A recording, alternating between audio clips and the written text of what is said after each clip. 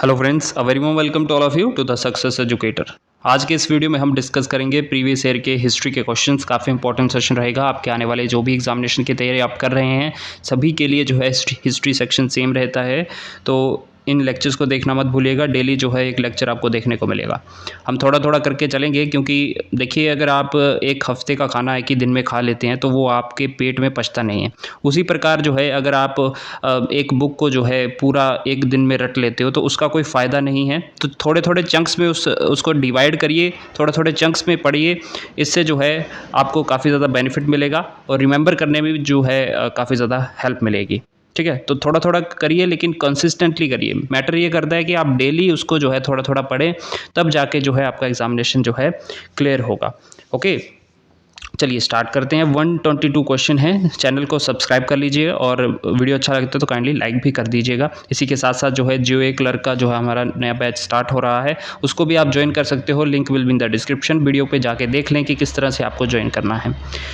देखिए क्वेश्चन पूछा गया है हड़प्पन कल्चर से रिलेटेड।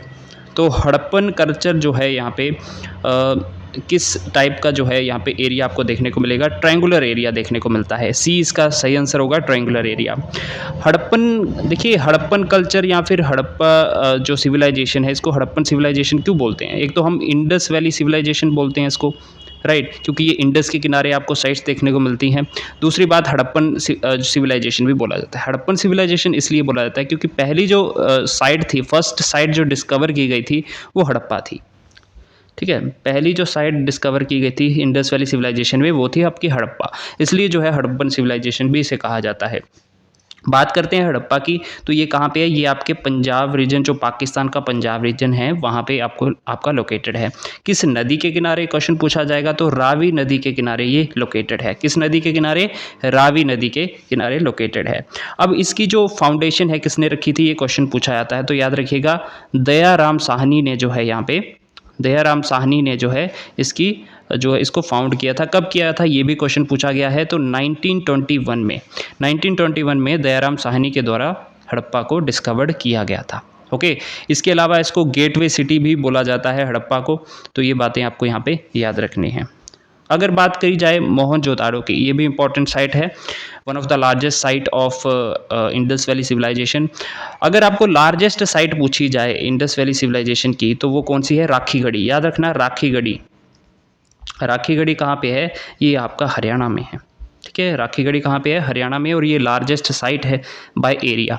ओके, बात करें मोहनजोदाड़ो की, तो मोहनजोदाड़ो को किसने डिस्कवर किया था? R D Banerjee. ये क्वेश्चन काफ़ी बार रिपीट होता है। आर डी बैनर्जी के द्वारा, यानी कि राखल दास बैनर्जी ने जो है यहाँ पे मोहनजोदाड़ो को डिस्कवर किया, और हड़प्पा को जो है डिस्कवर किया दयाराम साहनी के द्वारा। जो आपका मोहनजोदड़ो है इसको आर डी बैनर्जी ने कब किया था? 1922 में, यानी कि ठीक एक साल बाद जो है इसकी जो है इसको डिस्कवर किया गया था। और जो आपका ये मोहनजोदारो है ये आपका इंडस के किनारे है, इंडस रिवर के किनारे है। ओके, इसके अलावा यहाँ पे क्या क्या चीज़ें देखने को मिली हैं, यहाँ से क्वेश्चन पूछा जाता है। तो ग्रेट बाथ आपको देखने को मिलेगा यहाँ पे, जो विशाल स्नानागार है, हिंदी में उसे बोलते हैं।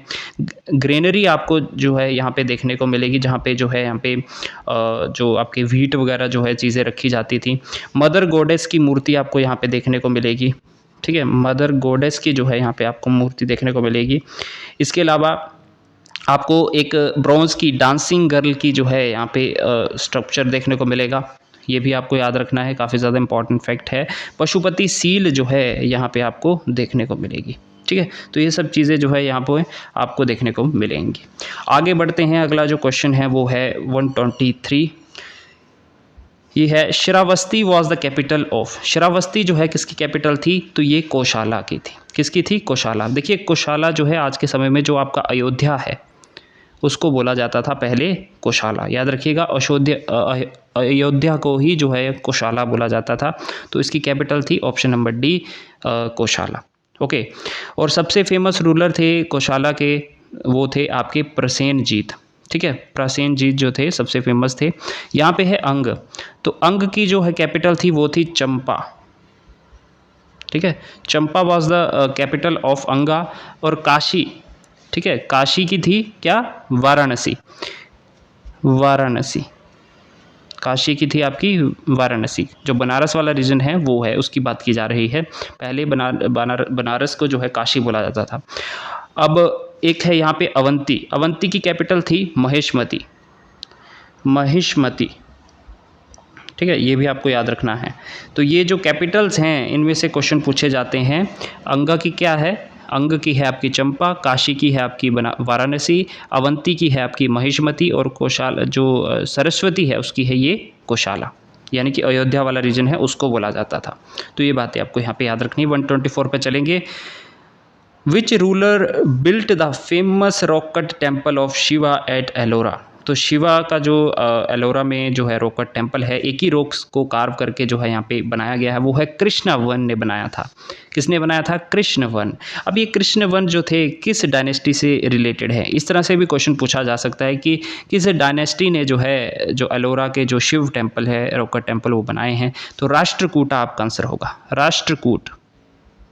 राष्ट्रकूट डायनेस्टी ने जो है यहाँ पे इसको बनाया था, और कृष्णवन जो थे राष्ट्रकूट डायनेस्टी से बिलोंग करते थे। अब जो यहाँ पे दांती दुर्ग दिख रहा है, ये थे फाउंडर आपके किसके? राष्ट्रकूटा एम्पायर के। याद रखना, दांती दुर्ग जो थे फाउंडर थे राष्ट्रकूटा डायनेस्टी के। इसके बाद जो है यहाँ पे जो बाद में ये कृष्णवन बनते हैं।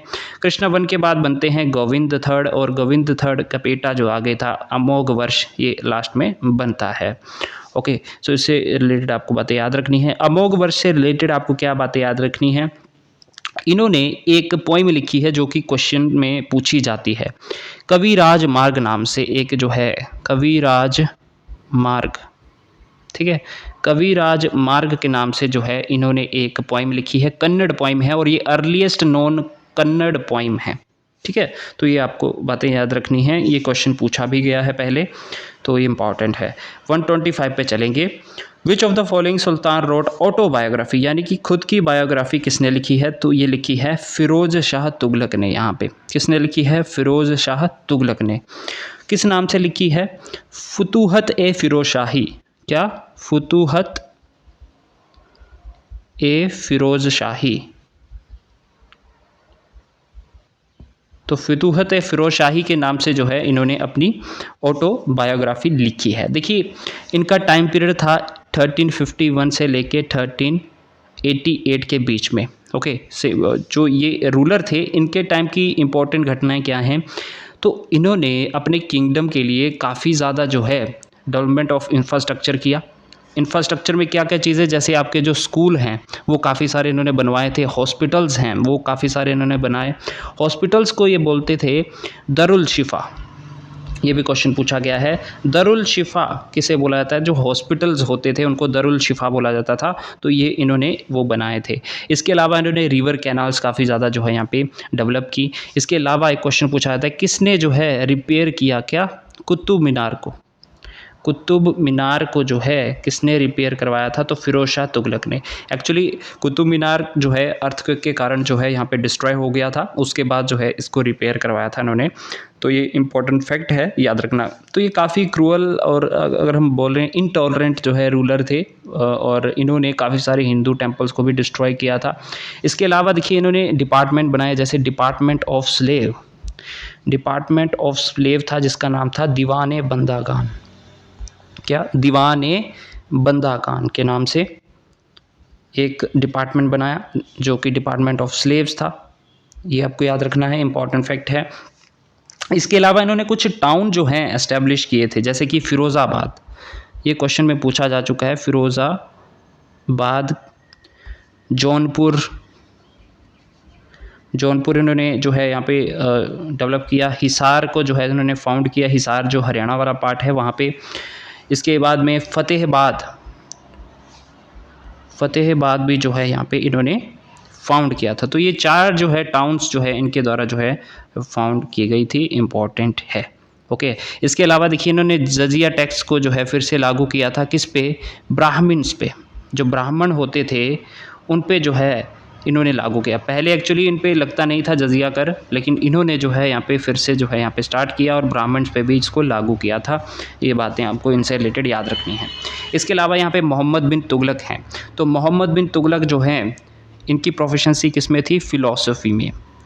फ़िलॉसफी काफ़ी बार क्वेश्चन पूछा जाता था, फ़िलॉसफी में काफ़ी उत्तीर्ण थे। इसके अलावा एस्ट्रोनॉमी, एस्ट्रोनॉमी में भी काफ़ी अच्छे थे ये। इसके अलावा मैथमेटिक्स में भी जो है यहाँ पे काफ़ी अच्छे थे, मतलब पढ़े लिखे जो थे सबसे इनमें से वो थे आपके मोहम्मद बिन तुगलक, याद रखिएगा इस बात को। और इनके टाइम में इनके कोर्ट में एक जो है था वो था इब्न बतूता। ये क्वेश्चन पूछा आता है, इब्न बतूता किसके कोर्ट में थे, ये क्वेश्चन पूछा आता है, तो फ़िरोज़ शाह तुगलक के कोर्ट में थे। ये बातें आपको याद रखनी है। यहाँ पे है इब्राहिम लोदी। इब्राहिम लोदी जो था ये था लास्ट रूलर किसका, लोधी डायनेस्टी का लास्ट रूलर। और इसको किसने हराया था, इसको हराया था बाबर ने। ठीक है, बाबर ने हराया था फर्स्ट बैटल ऑफ पानीपत में। जो फर्स्ट बैटल होती है पानीपत की, उसमें जो है इसको डिफीट किया गया था। कब, 1526 में। 1526 में जो है यहाँ पे फर्स्ट बैटल ऑफ पानीपत होती है इब्राहिम लोदी और बाबर के बीच में, जिसमें जब मुग़ल जीत जाते हैं और मुग़ल एम्पायर का स्टार्ट हो जाता है। ओके, यहाँ पे है जलालुद्दीन खिलजी। तो ये फाउंडर किसके हैं, खिलजी डायनेस्टी के। खिलजी डायनेस्टी के फाउंडर हैं जलालुद्दीन खिलजी। ओके, सो ये बातें आपको याद रखना है। आगे चलते हैं, 126 पे चलेंगे। 126, who is consider the second founder of Maratha state. तो सेकंड फाउंडर जो बोला जाता है मराठा स्टेट के, वो है आपके बाजीराव। ठीक है, बाजीराव को फाउंडर पूछा जाएगा तो आपका आंसर होगा Shivaji. Who is the founder of Maratha state, that is your Shivaji. अगर सेकंड फाउंडर पूछा जाता है तो जो है बाजीराव आपका आंसर हो जाएगा। 127 पे चलेंगे, what was the symbol of स्वदेशी मूवमेंट।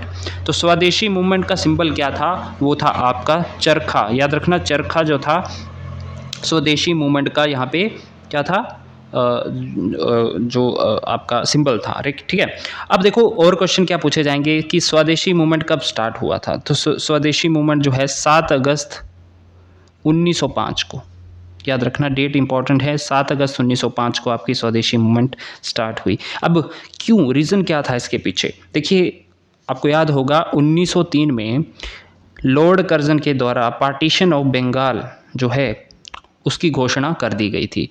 तो उस चीज़ के खिलाफ जो है प्रोटेस्ट करने के लिए इन्होंने स्वदेशी मूवमेंट को स्टार्ट किया था। कब, 7 अगस्त 1905 में।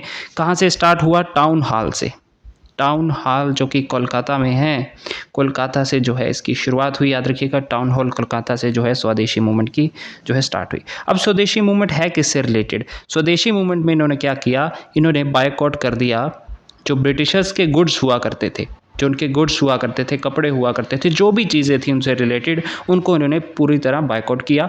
और स्वदेशी कपड़े जो हुआ करते थे, ठीक है, जो चरखे के द्वारा बुने जाते थे, बनाए जाते थे, उनको इन्होंने यहाँ पे एनकरेज किया। इंडिजीनियस यानी कि गुड्स जो भी हुआ करते थे वो अपनाया इन्होंने, जिसको आप बोल सकते हैं मेक इन इंडिया का कॉन्सेप्ट, जो आजकल नरेंद्र मोदी बोलते हैं मेक इन इंडिया।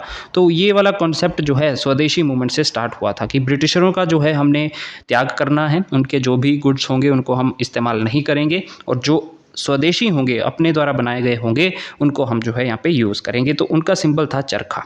ठीक है, गांधी जी का जो चरखा है वो था। याद रखना डेट 7 अगस्त 1905 को, ये आपको याद रखना है, इंपॉर्टेंट है, काफ़ी बार जो है ये क्वेश्चन पूछा जाता है।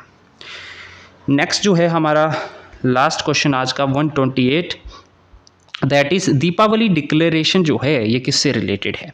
दीपावली डिक्लेरेशन जो है ये लॉर्ड इरविन से रिलेटेड है और ये 1929 को जो है यहाँ पे डिक्लेयर किया गया था। अब देखिए हुआ क्या एक्चुअली, 31 अक्टूबर 1929 को लॉर्ड इरविन ने क्या किया, एक डिक्लेरेशन पास किया जिसमें इन्होंने बताया कि ब्रिटिशर का ऑब्जेक्टिव क्या है कि हम भारत को डोमिनियन स्टेटस देना चाहते हैं। यहाँ पे ऑब्जेक्टिव की मैं बात कर रहा हूँ कि हम भारत को डोमिनियन स्टेटस देना चाहते हैं, लेकिन इन्होंने प्रॉमिस नहीं किया कि हम भारतीयों को डोमिनियन स्टेटस देंगे ही देंगे। तो इस चीज़ को दीपावली डिक्लेरेशन बोलते हैं, जिस दिन इन्होंने बात की थी भारतीयों को डोमिनियन स्टेटस देने की।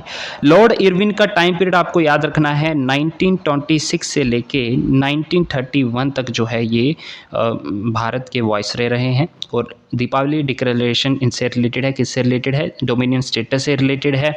अब आपको याद होगा 1929 में एक और जो है यहाँ पे एक सेशन होता है इंपॉर्टेंट, जिसका नाम था लाहौर सेशन। ठीक है, एक लाहौर सेशन होता है 1929 में, जिसमें आपका जवाहरलाल नेहरू के द्वारा इंडिया का फ्लैग जो है होइस्ट किया जाता है पहली बार, यानी कि फहराया जाता है कहाँ पे, लाहौर में। और यहाँ पे डिसाइड किया जाता है कि 26 जनवरी को हम इंडिपेंडेंस डे के रूप में बनाएंगे। ठीक है, इंडिपेंडेंस के रूप में हम 26 जनवरी को मनाएंगे। आज के समय में हम 15 अगस्त को मनाते हैं, लेकिन उस समय लाहौर सेशन जब हुआ 1929 में, उसमें इन्होंने बोला कि 26 जनवरी को हम एज ए इंडिपेंडेंस डे जो है यहाँ पे इसको मनाएंगे। और इसी ही दिन जो है इन्होंने डिक्लेयर किया कि हम पूर्ण स्वराज चाहते हैं। पूर्ण स्वराज यानी पूरी तरह से जो है यहाँ पे आज़ादी, पूर्ण स्वराज की मांग कब की गई थी, ये क्वेश्चन पूछा जाता है, याद रखिएगा। लाहौर सेशन में ये बात हुई 1929 के। ओके दोस्तों, तो देखिए ये जो हैं इंपॉर्टेंट क्वेश्चन थे, हमने थोड़े से क्वेश्चन डिस्कस किए, लेकिन थोड़ा थोड़ा करेंगे तभी जो है आपको रिमेंबर रहेगा। अगर आप ज़्यादा क्वांटिटी में पढ़ेंगे तो वो जो है आपके लिए बेनिफिट नहीं करेगा। आप साथ ही साथ बुक कोई भी जो है आपकी इंपॉर्टेंट उसको रीड करते चलिए। साथ ही साथ मेरे दिए गए MCQs जो मैं यहाँ पे डिटेल वे में आपको पढ़ाता हूँ दोस्तों, उनको ज़रूर कवर करिए। डेली बेसिस पे इसकी आदत बनाइए। मैं गारंटी देता हूँ आप लोगों को आने वाले समय में इसका काफ़ी ज़्यादा लाभ मिलेगा, और आपके कॉन्फिडेंस लेवल जो रहेगा आपके एग्जामिनेशंस में वो अलग ही लेवल का रहेगा बाकियों से। तो वीडियो को काइंडली लाइक ज़रूर करें, मेहनत लगती है वीडियो बनाने में, तो वीडियो को काइंडली लाइक ज़रूर करिएगा। चैनल को नए स्टूडेंट सब्सक्राइब करें, शेयर भी करें मेरे चैनल को, वीडियो को लाइक ज़रूर करें, और इस वीडियो को आप अपने सोशल मीडिया हैंडल्स पे शेयर भी कर सकते हैं। मिलेंगे नेक्स्ट लेक्चर में, तब तक के लिए जय हिंद।